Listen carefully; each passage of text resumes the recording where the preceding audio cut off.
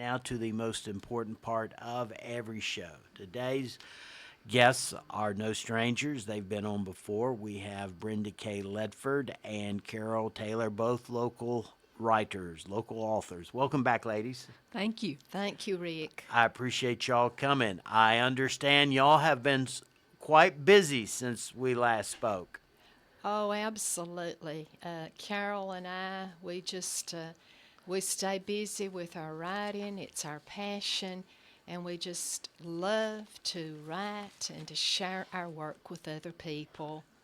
Well, ladies, bring us up to date. What is your most recent works? Go ahead, Carol. Okay. My most recent work is a collection of poetry entitled Facing Toward the East. And Facing Toward the East is an old tradition in many, especially southern cemeteries, where people are laid to rest facing toward the east for the resurrection. Mm-hmm. And if you get lost, I guess, in the countryside, you can get your bearings in the cemetery. No, that's a good tip. I got it. The information y'all get every week here is amazing. Not necessarily true in the city cemeteries, but this is a very common custom. Right. So I decided to collect the different poems and get this theme going about facing toward the east. So most of the 45 poems in my book are about people who have passed away in years past, people I've known, people I've heard about, and some of them are, of course, fictional. Right. So it's a mixture. Oh, and nice. The reader gets to figure out who's a family member and who's someone I just made up. But that's what it's about. Very nice. Now, a work like that, how long is that? Is that something that you sit down, pen to paper, grace of God, it just spills out of you? Or is it every day I write for an hour or two? Or what's the process there? Well, the process is that, for one thing, some of these poems I've been working on for years. Okay. And then some of them I didn't. So some poems come just naturally. Right. And then other poems, you go back and you keep crafting and keep crafting. And the idea behind this book for me is I turned 75 in April. And I said, it's time, I've written some other books, but it's time for me to put all these poems together and let them get out and breathe. Oh, let very people get good. to read them. All right. All right. What have you written? Well, Rick, I am so excited about my children's picture book. It is a true story about my family, my grandparents growing up in the Matheson Cove section of Clay County, North Carolina, during the Great Depression. And it was a very hard time. They didn't have money, very meager means. Granddaddy Bob had gone up on Shoebird Mountain hunting, couldn't even find any game to have food, for Christmas Day. He came home and was talking to Minnie and said, "Minnie, when in a thunderation is this Great Depression gonna end? I ain't got no money to buy presents for the young'uns, and it just looks like we ain't gonna have no Christmas at all."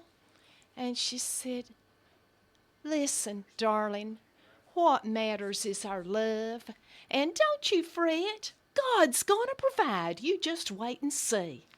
And so they took the stockings, the empty stockings, and they hung them up on the fireplace mantel, not thinking anything would happen. But Minnie, she still had faith that God was going to work a miracle.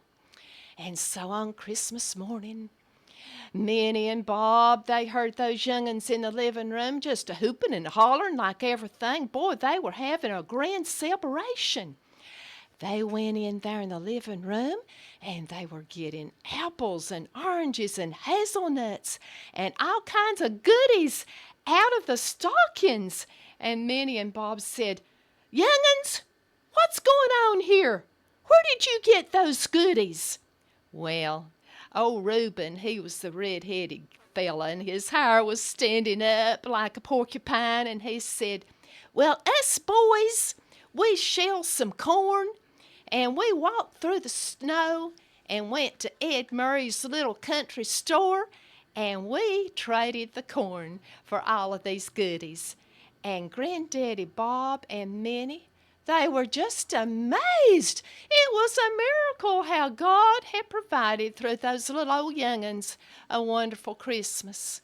And you know, the main theme of my book is family, faith, love of God. That's the true meaning of Christmas. It's not materialism, how many gifts and presents you can get, but if you got family and if we're together and we have faith in Jesus, we got it made. It's a happy holiday. Amen. Now, this is the sequel to a prayer book you've written. Yes, it is. It's a sequel to the Singing Convention. And that was where the family, one and the same family, had gone to the singing convention that they had each fall at the old courthouse in Hayesville, North Carolina. And so this just picks up with the family and goes on and tells about how God provided a wonderful Christmas for the poor mountain family. Now, walk me through your process in writing the sequel. Is it something like I know with some authors, they, like Stephen King, he sits down and he writes, period, every day so many hours. And then others, they come and it spills out. How is it with you? Well, it just spilled out, Rick, because my passion is trying to help preserve my Southern Appalachian culture. And also, I'm wanting to share with people how wonderful, how rich our culture is here in the Blue Ridge Mountains, and to share with people that we must not forget our Blue Ridge Mountain heritage. It needs to be preserved for future generations. And so this was about my family. It's near and dear to my heart. And I just hope and I pray that this writing will first of all glorify God, and second of all, the writing will be a blessing to my readers. Very good. Carol, do you have any rituals or routines that when you're sitting down help you get in the writing zone, so to speak? I have a specific area of my house. It's upstairs. It's in a corner, a little area there, and I call it the crow's nest. I love crows. I feed the crows that come in my yard every day, and so that's my inspiration, All my right. crows. I go up in that little area. It's a mixture of things. It's a painting my mother painted. It's some lace curtains. It's pictures of spiders, because I also write about spiders in my children's and young adult books. So I have all these things around me that help me to focus when I'm Okay. up in that area.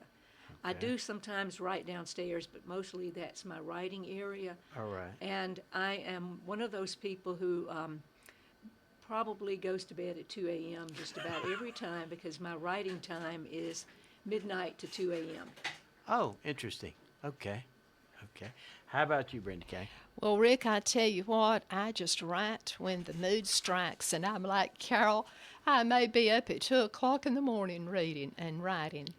It's Okay. just whenever the muse strikes. Do you have like I get a cup of coffee, or I pour myself a Coca-Cola and popcorn? Is there any ritual, anything that you do, or is it you get your spot and it just pours out of you? I just can't turn loose, Rick. When I start writing, I just have to lay with it until it gets written, until I get the words down. I don't drink, I don't eat, I just write. All right. Ladies, I neglected to ask a very important question. Where can your two new books be found? We'll start with you, Carol. My book can be found on Amazon, and it also is available through Red Hawk Publications, Hickory, Okay. North Carolina. Okay. And the title of your book, if someone's reaching for Amazon now. Facing Toward the East, Poems of Redemption. All right. And Brenda Kay? My book is located locally at Chinkapins in Hayesville, North Carolina.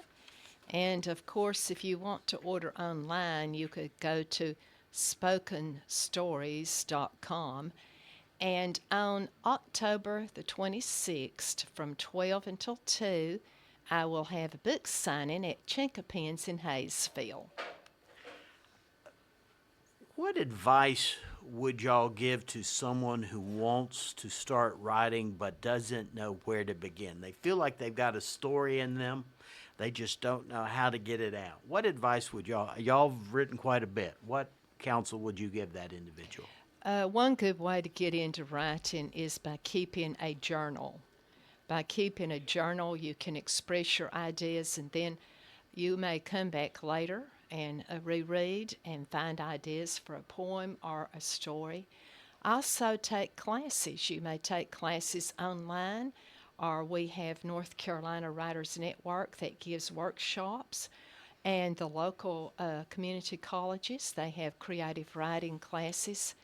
I would encourage a writer to read works of other writers in whatever genre that you are interested, and to keep yourself always observant. Ideas are all around us if we will just learn to be observant.